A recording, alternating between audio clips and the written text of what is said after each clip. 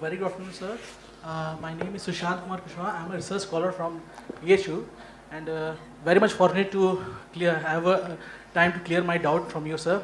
My question is, I have lost my spark, okay, and I am not a very much consistently motivated person. I have lost my motivation. How to regain that? To live my life and lead in a like a joyful way, regain your inner peace. Thank you, sir. See, the nature of life is such… Please sit down, it's okay. If you go outside in the garden and try to catch an ant, the BHU ant, who is born here, who's grown up here and probably he'll die here, that BHU ant, if you try to catch him, he'll say, okay, to hell with my life, okay, crush me if you want. Is it so? He'll do everything to protect himself. He values his life, isn't it? Very much or no?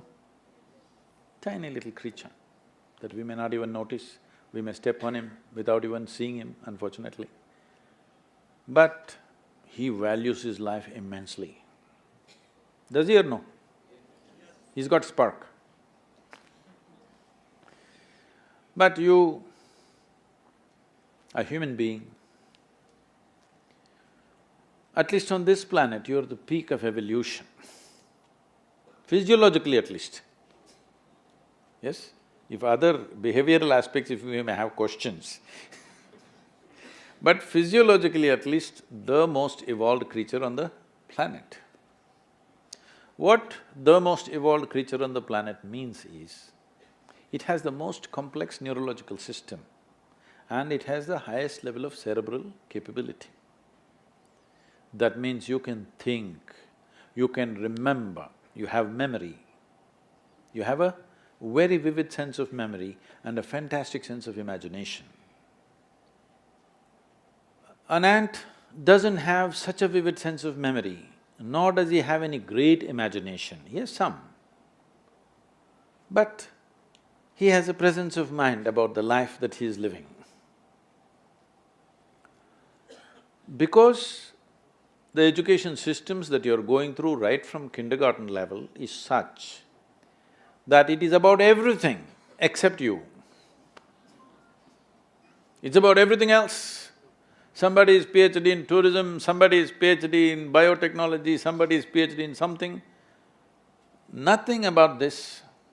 How does this function? There is no attention at all. A human being functions. You know, you have a Kala Bhairava temple here. What this means is, a human being exists in three times. He lives because of the richness of his memory. How rich is your memory determines what you will do and what you will not do right now, isn't it so? So memory is important, the present experience is important, and how vivid is your imagination for tomorrow is very important. Right now the problem is, these things have all gotten mixed up because discipline of faculty has simply not come. Nothing has been taught to our children that there needs to be… Discipline means people think English kind of discipline, walking like this like idiots. Discipline of faculty is not there. Because of this, your own mind turns against you. What happened 10 years ago, you still suffer? Hello? What may happen day after tomorrow, you already suffer? Because there's no discipline of faculty. You don't know how to use your memory, you don't know how to use your imagination. Your memory makes you suffer, your imagination makes you suffer, and you think you're suffering your life. You are not suffering your life, you're only suffering the two greatest faculties of being human, vivid sense of memory and a fantastic sense of imagination, isn't it so? If you suffer the greatest faculties that you have, what can we do with you? If you suffer an ailment, understandable. If you suffer a disability, understandable. If you suffer your ability, hopeless case. Yes or no? You're suffering your capabilities. If you're suffering your disability, it's all right. You're suffering your capabilities. I must tell you this, about 4, 5 months ago, I think, you might have seen it on the news, a young lady, 34-year-old lady, who was a television anchor in Hyderabad, jumped off the 5th-floor window, killed herself, left a note, "Nobody is responsible for my death, my brain is my enemy." How many million years it took to get this brain to this size, and now it becomes your enemy? She articulated this, but this is true with almost 90% of the human beings. They are suffering their own intelligence, isn't it? If you take away half their brain,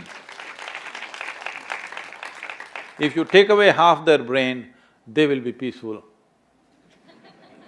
Yes.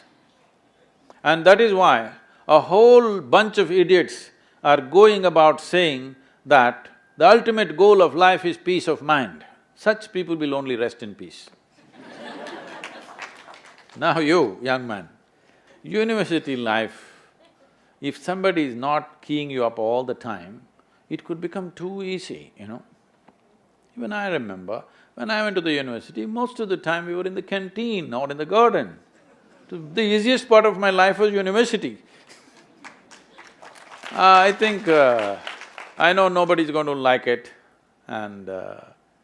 but I think this university time must be shortened unless somebody is producing something brilliant. They must be chucked out within 3 to 4 years' time, everybody. If they're doing something very focused and very intense, they must stay.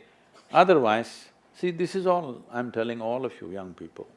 Do whatever the hell you want in your life, but you must be intensely focused on something. If you're not investing in anything, your life, it will just go waste. Because as I told you in the very beginning, one basic ingredient of your life is time, and this is just going away. Already you're 2 hours closer to your grave since I came here. Yes or no? 2 hours closer to Manikarnika. Yes or no? Yes, you are not immortal, it's just a limited amount of time. Are you a precious life, I'm asking? Is your life precious to you? Yes. Then you must decide where you want to invest this life. If this is precious, if this is worthless, throw it somewhere. If this is precious, invest in something worthwhile, isn't it? So if you invest this in something worthwhile, not spark, you will be a flame all the time.